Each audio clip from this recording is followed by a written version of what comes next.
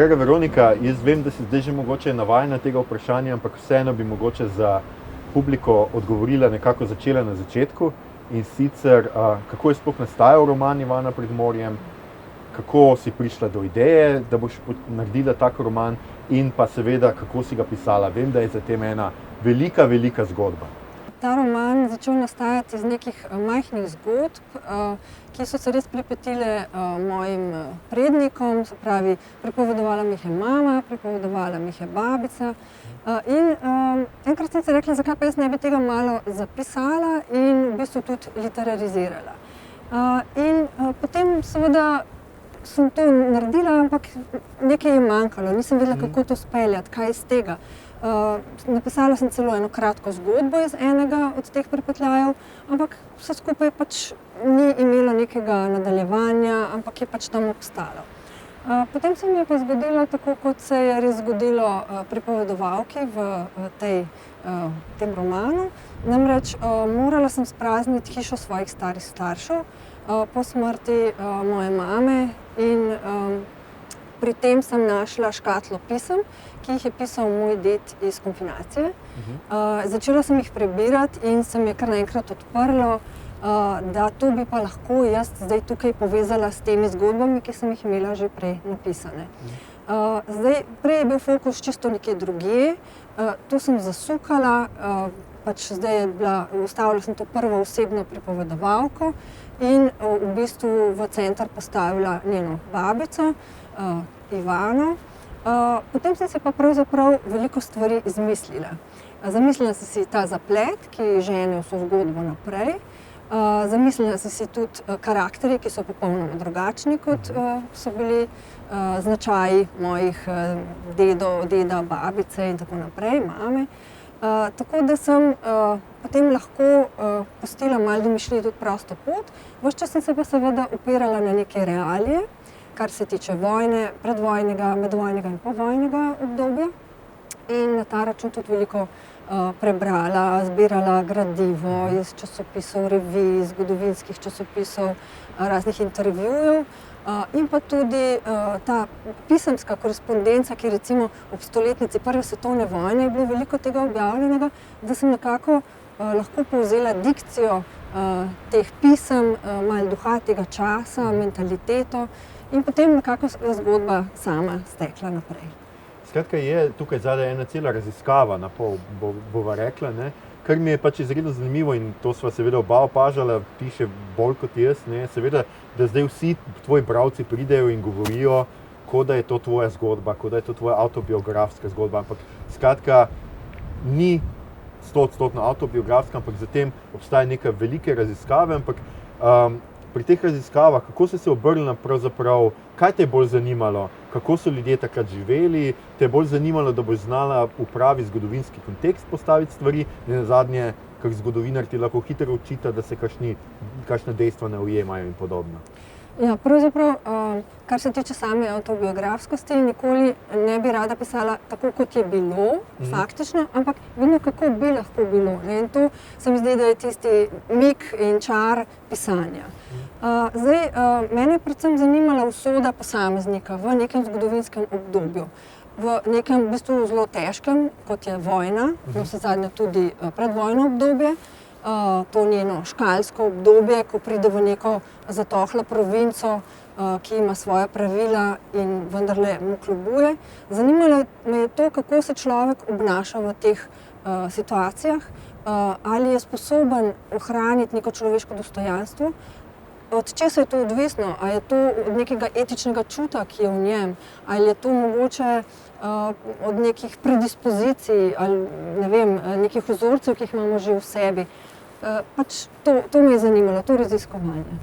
In to je mogoče zdaj sicer taka bolj specifična zgodba, specifična knjiga, kjer si ti naletela na neke drobce, kjer te je to spodbudilo, tudi neki avtobiografski elementi, ampak kako ponavadi pišeš, glede na to, kar si zdaj povedala, bi si jaz mislil, da si navadno zastaviš nek problem, ki ga boš raziskala v svoji zgodbi, ali ti navadno je prva ideja lik, ki ga boš skratka opisala, ali zgodba, zaplet, ali pa mogoče čas in prostor. Jaz mislim, da se tukaj avtorji nekako razlikujete med tem, kaj te povleče v neko zgodbo, da jo začneš pisati? Kaj je zate tisti prvi vzgib?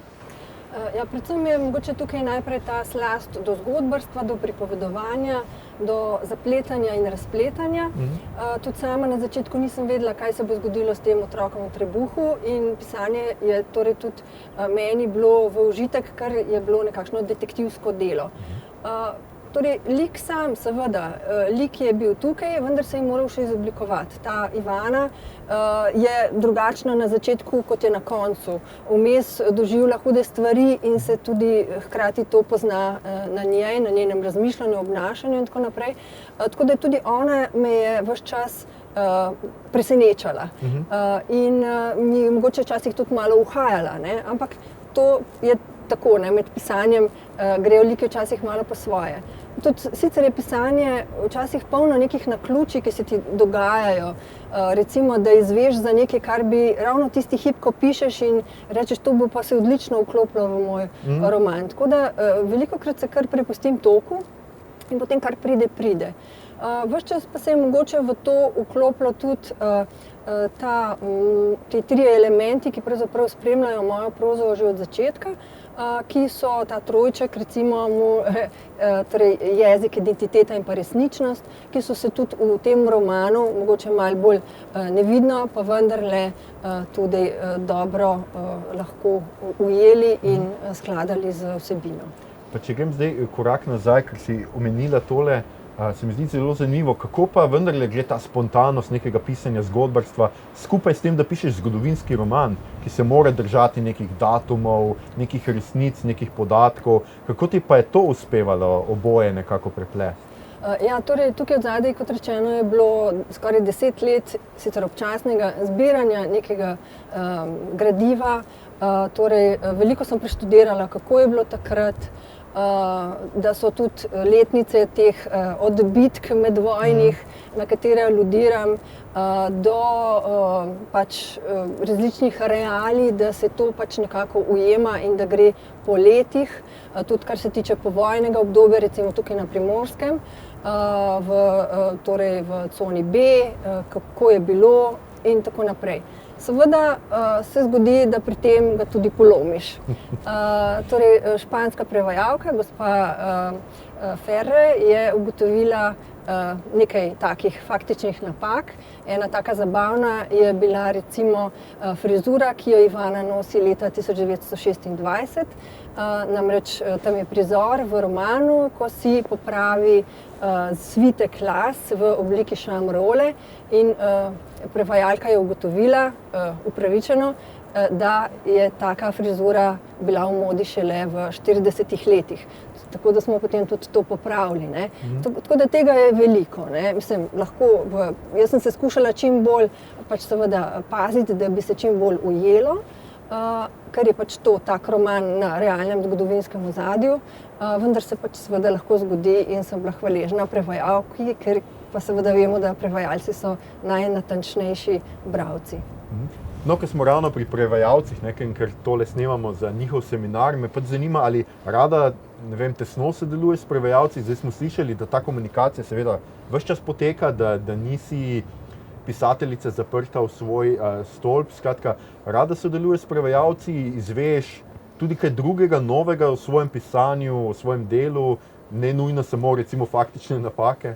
Ja, seveda, saj tudi sama sem prevajalka in to je najbolj fino je, če prevajaš živečega avtorja in danes v dobi interneta res ni problem priti do njega in ga vprašati. In tudi sama sem zelo vesela teh vprašanj. Včasih je zanimivo, kje pravzaprav so zastavljena ta vprašanja, kjer si pravzaprav sam sploh ne bi predstavljal, da bojo. Zdaj tukaj me zanima tudi na tem seminarju, ki bo, kakšna bojo ta vprašanja, z veseljem jih pričakujem. Mislim, da bo ene par trdih orehov, mogoče tudi v zvezi z nekaj besednimi igrami v samem romanu. En je prav posredno navezan pravzaprav na sam razplet, oziroma je del razpleta, ena od teh besednih iger namreč, in me zanima, kako bojo to prevajalci reševali. Ja, seveda, kot si rekla, prevajalci so najnatančnejši bralci, tako da si pravzaprav nekako predstavljam, da gotovo bojo to opazili, ne. Meni se zdi izredno zanimivo tudi, kako je publika, občinstvo, bralci, kako so sprejemali tvoje delo, ne? Kako se je velikokrat se je izpostavljal tvoj slog. Jaz bi rekel, da imaš tak en eleganten, klasičen, res mehak, zelo lepo tekoč slog. Meni se zdi, da je to res knjige, ki se izredno berejo, pišeš pač knjige, ki jih vodi zgodba, ki so zmeraj tudi imajo zanimive zaplete, tako da bralec lahko tudi po tej strani ga samo zanima, ampak če je bralec malo bolj zahteven in pač jaz sem bolj zahteven bralec, ne kot marsikdo, potem ga seveda navdušuje tudi slog. In se mi zdi, da ti veliko premišljaš, tudi tvoji romani, ne morem reči tudi za romane, recimo ne moremo reči, da so debeli, ne, to so vseeno tako srednje dolgi, bova rekla, če ne kratki romani. A je to tudi zaradi tega, ker veliko poudarka daš na slogu, ali je to iz kakšnih drugih razlogov? Kar se tiče samega sloga, to bo mogoče spet en nov izziv za prevajalce. Namreč, jaz ko pišem, pač vedno čutim nekakšno valovanje, ne, kot da bi se sedla na val in bi me to poneslo. Mogoče potem, ko berem na glas, recimo na kakšnih srečanjih s publiko, ne znam tega niti tako dobro poustvariti, ampak to čutim v sebi. Tako da to bo mogoče poseben izziv v tujih jezikih, ker ne funkcionirajo vsi z enakim ritmom, recimo kot slovenščina. Rada imam stavke z vejicami, obožujem podpičja in tako naprej. Zelo dolgo časa odlašam, preden postavim piko, ne. Tako da mogoče nekateri jeziki tega ne bojo prenesli, ne, kar je seveda škoda, ampak če ne prenesejo, pač tako je, ne, ker moramo misliti seveda na tisto ciljno publiko. Zdaj, ta roman je takšen, kot je, krajši, mogoče zato, ker sem mislila, da bo mogoče to ena daljša, kratka zgodba, mogoče celo novela, ki se mi zdi ena taka simpatična oblika, ki me še vedno čaka in bi še vedno se rada nekoč je lotila, ampak ne vem, kako je to pri založnikih sprejeto, glede na dolžino, mogoče bi jih moralo biti več, da bi se to lahko izdalo. No, ampak vendarle, pri prvem romanu sem nekako si pustila neko veliko svobodo, in mislila, da lahko zahajam v digresije, malo več razglabljam o stvarih in tako naprej. In potem ob ponovnem prebiranju, preden sem oddala tekst, sem ugotovila, da pravzaprav to ni v redu, ker so bila pač taka mesta, ki so bila mogoče malo preveč dolgovezna, neke take, kako bi rekla, gluhe, ne loze, ampak pač taka mesta, ki se mi zdi, da niso funkcionirala in sem jih potem črtala, tako da na koncu prvega romana, preden sem ga oddala, sem črtala celo 61 strani teksta, kar je res ogromno. To je veliko. Ampak to mi je bila zelo dobra šola. Namreč šola, da pravzaprav ni treba romana pisati pač tako, kot zdaj imamo absolutno svobodo, ampak vendarle malo z mislijo na bralca. In pa seveda je ta izkušnja kratke zgodbe bila tukaj zelo, zelo pomembna. In zdaj ne rečem, da sem mogoče to res pisala z disciplino kratke zgodbe, ampak seveda mi je bilo to v pomoč, v veliko pomoč. No, pa ker ravno ste videli pred takim razgledom, kot ga imamo danes tukaj, ne, jaz mislim, da ne moramo zbežati mimo tega, da je eden izmed leitmotivov tvojega pisanja zmeraj tudi morje, zmeraj tudi voda, ne. Zdaj, v Ivani je nekako, se mi zdi, da voda ali pa morje predstavlja tudi nekakšen cilj Ivane, neko njeno potovanje, nek njen zaključek potovanja, hkrati pa vodo zelo pogosto povezujejo metaforično s spominom. S tem pač, ker naplavi neke stvari na obalo, skratka, tako kot naš spomin nenazadnje deluje in vendarle je to tudi roman o spominu. Kaj tebi simbolizira morje, kaj pri tebi simbolizira voda, zakaj se k temu toliko vračaš? Ja, pravzaprav je res, v tem romanu nastopajo kar 3 vode. Prvo je to Škalsko jezero, to so pač resnični dogodki, začelo, ker so bili od spodaj rudniški jaški nekoč, začelo pač nekako požirati prve hiše ob svoji obali, tako da so pravzaprav zdaj ta kraj popolnoma skoraj na novo zgradili. To je kraj, kjer službuje, to je njena prva služba Ivana.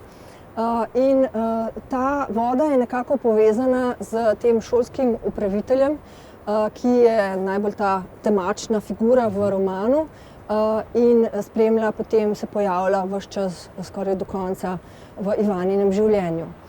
Druga taka voda je mogoče deroča reka v na Gorenjskem in je povezana s tem karizmatičnim partizanom Vitalijem, Ivanino ljubeznijo med vojno. In pa potem navsezadnje morje. Zdaj, kaj morje je, si lahko pravzaprav vsak bralec po svoje razlaga. Lahko je hrepenenje, dom, nostos, več stvari. Seveda, tako kot si pravilno oziroma zanimivo ugotavljal, je lahko povezan s spominom. Namreč morje je nekako neulovljivo, ne? In tudi spomin je pravzaprav neulovljiv, ne? Spomin je vedno pravzaprav labilen in kot tak tudi vedno fikcija in zato tako zanimiv pisateljski laboratorij. No, sej ravno zaradi tega, marsikdo bo zdaj rekel, da je seveda Ivana pred morjem zgodovinski roman, ne? Govori o zgodovinskih časih, dovolj so odmaknjeni, da lahko to gotovo je zgodovina, ampak po drugi strani se meni vendarle zdi, da je to bolj roman o spominu. Da pravzaprav je bolj roman o tem, kakšen odnos imamo mi do zgodovine, kot pa da bi bil o sami zgodovini na ta način. Nenazadnje je tudi ta predmetnost spomina, ne? Mi vemo, pripovedovalka pride v hišo, ki je pravzaprav naseljena s spominom, ne? To so predmeti. Danes je ta spomin zelo digitaliziran, zelo oblačen, zelo neujemljiv, takrat je bil pa spomin nekaj popolnoma oprijemljivega. Ja, to je res, ja. Torej, tukaj imamo dva tipa spomina, nekega čisto abstraktnega oziroma neoprijemljivega in potem imamo to fizično dediščino. Roman je naseljen s temi predmeti, kot so ogledala, ko ta vnukinja prodaja hišo, se ji zdi, da s tem ogledalom iz hiše odhajajo tudi odsevi njenih starih staršev. Potem so tukaj penkala, ki obstajajo na pol zapisane misli in se sprašuje, kaj bi še napisala namreč ta penkala. Imamo torej pisma, imamo fotografijo, ki je pravzaprav vzvod za dogajanje, imamo staro kredenco, ki skriva to skrivnost zadnjega pisma in tako naprej. Tako da, ja, nekako se mi zdi, da je ta hiša v romanu kot nek intimen muzej, ne? In predmeti govorijo, so nekakšni simboli in govorijo skozi čas. Ja, in ravno zaradi tega se mi zdi, da je to vendarle neka zelo sveža perspektiva na drugo svetovno vojno, ne? Vendarle vemo, da druga svetovna vojna je nek center, kamor se slovenska tudi kultura, nenazadnje v zelo splošnem tem smislu, tudi politika, nenazadnje družba, zelo pogosto vračata. Hkrati pa tudi se tja vrača literatura. Imamo veliko romanov, ki se dogajajo med drugo svetovno vojno, ampak se mi zdi, da s tem dodaš vendarle neko drugo perspektivo, da pokažeš, kako je druga svetovna vojna tudi spomin in vendarle mislim, da se ne obračaš toliko k neki političnemu dogajanju takrat, ampak bolj k temu pravzaprav, kdo so bili ljudje, ki so bili ujeti v to politiko, no? Ja, pravzaprav je ta druga svetovna vojna zelo prisotna še, ne, se mi zdi. Enkrat sem bila na enem predavanju židovskega zgodovinarja Jehude Bauerja, ki je rekel, druga svetovna vojna je povsod okrog nas še vedno. Mogoče zaradi nekaterih stvari, ki jih še nismo predelali, mogoče zaradi tega svojega res mozaika zgodb, tisočerih zgodb, ki morajo še biti povedane, ne? Zaradi nekih ekstremnih situacij v tem groznem obdobju. In pa navsezadnje, pravzaprav tudi zanimivo je, kako blizu je včasih preteklost sedanjosti.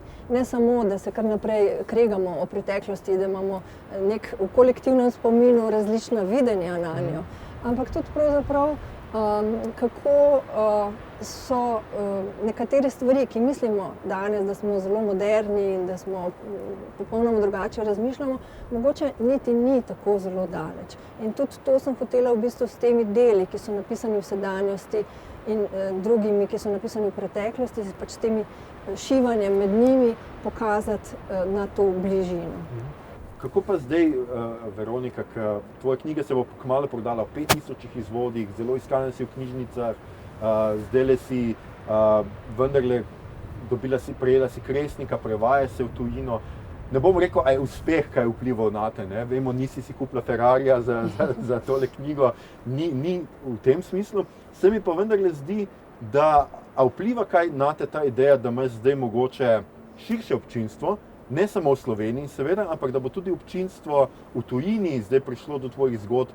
A to, kaj vpliva, se mi zdi, da se ti zdi, da je to Ivana recimo pred morjem, da je to dovolj univerzalna zgodba, da recimo jo bodo lahko razumeli tudi, ne vem, v tujini, v drugih kulturnih okoljih, ali kaj tuhtaš o tem, da bi naslednja tvoja stvar, ki jo napišeš, bila bolj mednarodna, kako je pravzaprav to vplivalo? Vendar se mi zdi, da neko zavedanje do tega, da zdaj tvoje knjige dosegajo širše občinstvo, mogoče vendarle vpliva na to, kako gledaš na svoje delo ali ne. Ja, v bistvu pravzaprav bolj kot kaj drugega zdaj pri tem uspehu je mogoče eno dodatno breme, kako zdaj napisati nekaj, kar bo na nivoju te Ivane, ne. Kar se pa tiče samega občinstva, ja, seveda tega sem zelo vesela, da bo Ivana šla tudi v druge jezike. Seveda je tukaj so problem, neke mogoče prav realije, ki jih je treba mogoče razložiti kakšnemu bralcu. Danes sicer mislim, da vsak bralec ima pri sebi vedno telefon in lahko tudi pogleda na Wikipedijo recimo za kakšno stvar. Pa vendar, mogoče kakšne manjše stvari, ampak mislim, da ne bo tako zelo moteče, da se bo dalo tudi iz konteksta malo ugotoviti kakšne stvari. Mislim pa, da vsaka dobra zgodba pravzaprav nagovarja lahko vsakega bralca ali pa vsaj kos njega in delček v njem na katerem koli koncu sveta.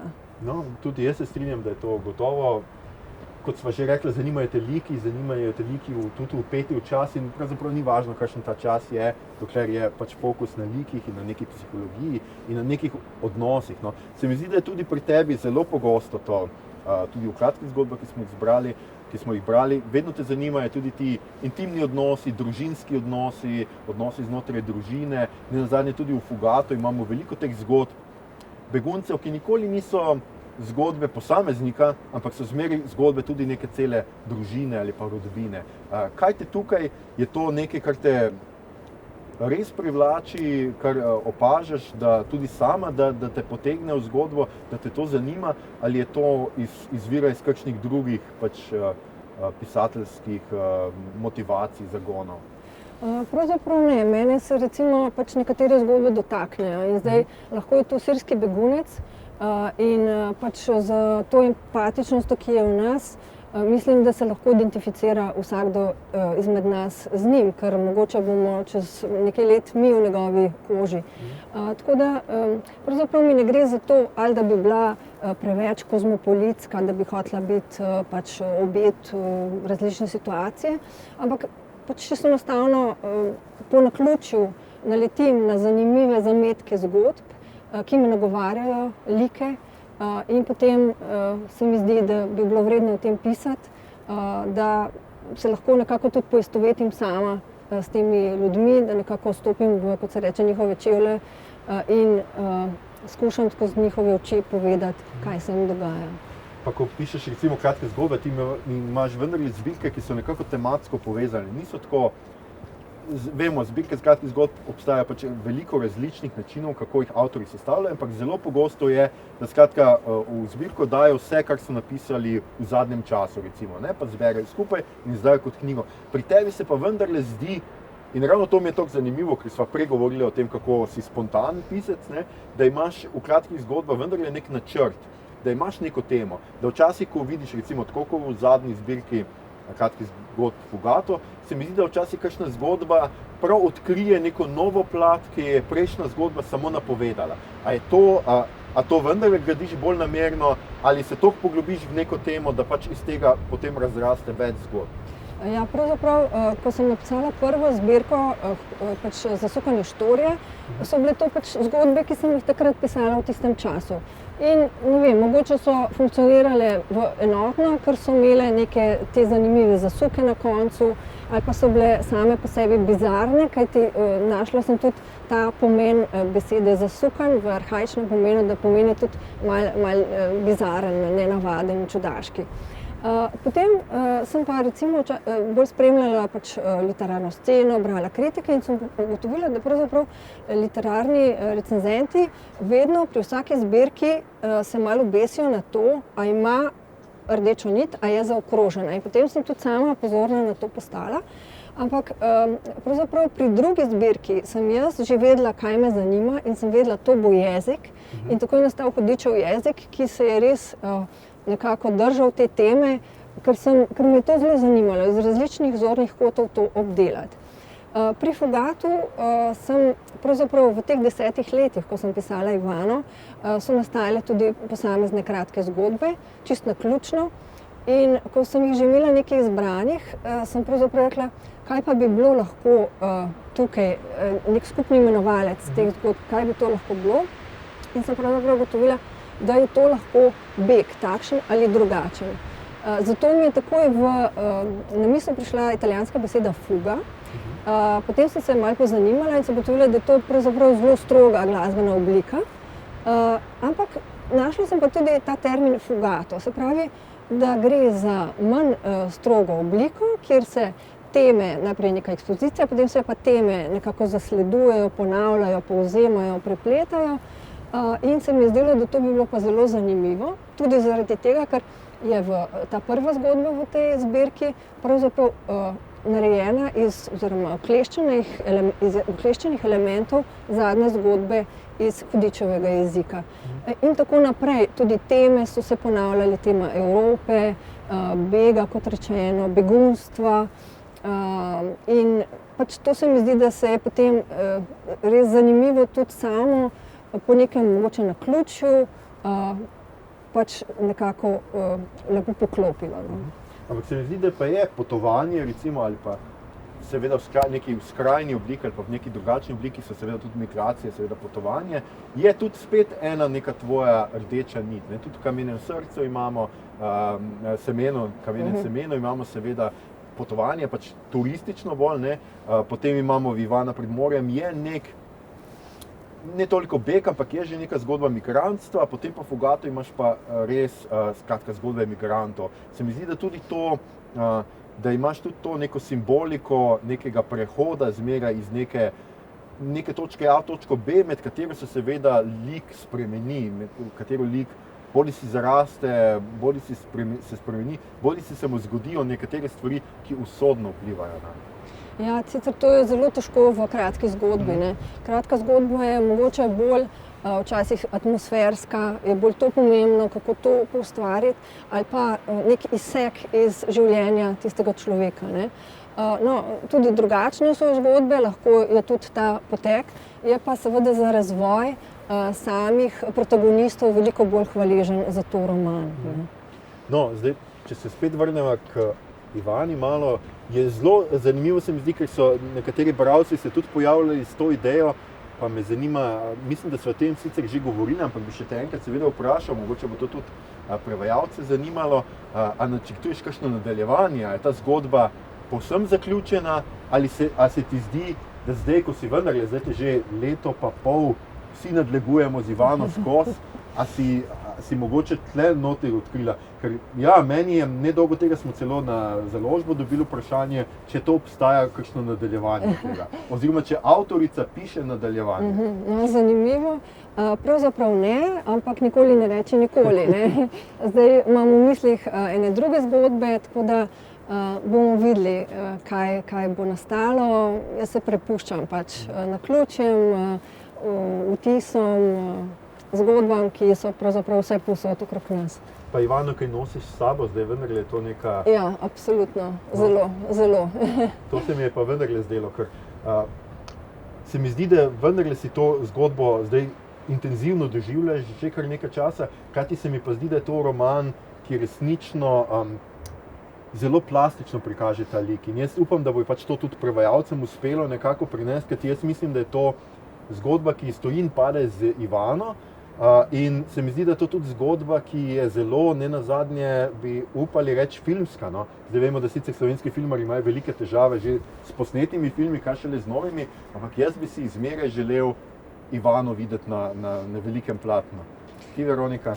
Ja, z veseljem seveda. Velikokrat sicer pravijo kakšni avtorji, da so bili potem razočarani, ne? Ja. Ampak meni se pa zdi, da pač potem to postane tudi avtorsko delo režiserja, igralcev in tako naprej. In da zakaj pa ne? Pač s tem, ko sem jaz napisala Ivano, je šla Ivana v svet, v tisoč interpretacij bralcev. Seveda bi me veselilo, če bi šla tudi v tako interpretacijo. Pa imaš kaj v glavi, kdo bi jo lahko igral? Kakšna Ivana tebi zgleda, ko jo vidiš takole? Ivana je drobna, sohlata, ampak taka gajstna.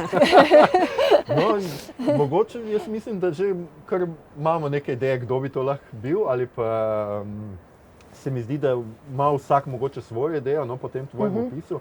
Zdaj pa mogoče za konec bi te pa prosil ali pa vprašal, če imaš kakšen nasvet za svoje prevajalce, kako se pravzaprav lotiti, vendar si tudi izkušena prevajalka, kako se lotiti Ivane pred morjem, na kaj je treba biti pazljiv, kaj bi pravzaprav tisto, kar se tebi zdi, da bo mogoče tisto, ki si omenjala, recimo orehe, ki jih je treba razbiti za prevajalce, kje misliš, da bi se lahko pojavile mogoče kakšne težave ali pa to seveda v primeru težav se lahko obrnejo nate, ne, ampak recimo, kaj bi svetovala svojim prevajalcem?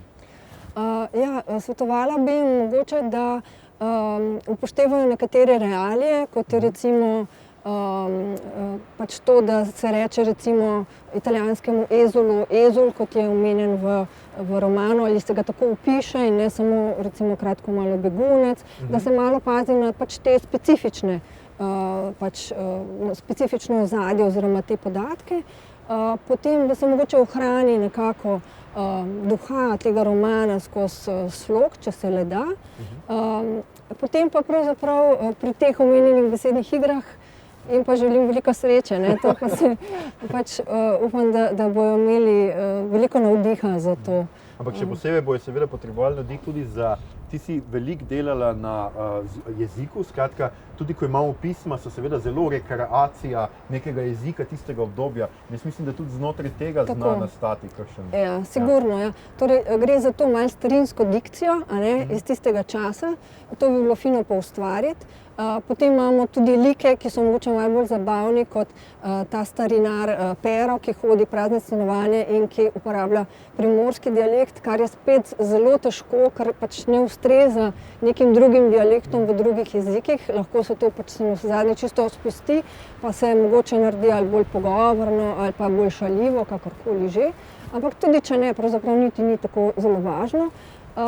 Potem pa, da v bistvu bi se nekako upoštevalo določene izraze v pripovedovanju, da se jih mogoče ne zbanalizira, hkrati pa da se ne gre v drugo smer, da ne bi zvenelo preveč izumetničeno, ne. Nekje tukaj, da se najde neka srednja pot v tem. No, jaz vsekakor želim še tebi, Veronika, še veliko navdiha pri pisanju, predvsem, da se lotiš spet naslednje knjige kot detektivke, ki te bo, upam, da presenetila. Predvsem seveda si želim, da preseneti nas, bralce tvoje zveste, hkrati pa seveda želim tudi prevajalcem vso srečo pri prevajanju, pri branju že. Mislim, meni je kot uredniku predvsem važno to, da ta knjiga pride čim več različnih rok, nikoli pa se ne rabim bati, da komu ne bi bila všeč. Zdaj pa jaz preden naj odpihne, predlagam, da se posloviva od najine publike in da seveda povabiva vse, da se vrnejo še kdaj k seminarju, ne nazadnje, ni samo letos, upamo, da kdaj v kakšnem času, ko se bo lahko tudi živo družili. No? Tako, tudi jaz zelo pogrešam ta osebni stik s prevajalci.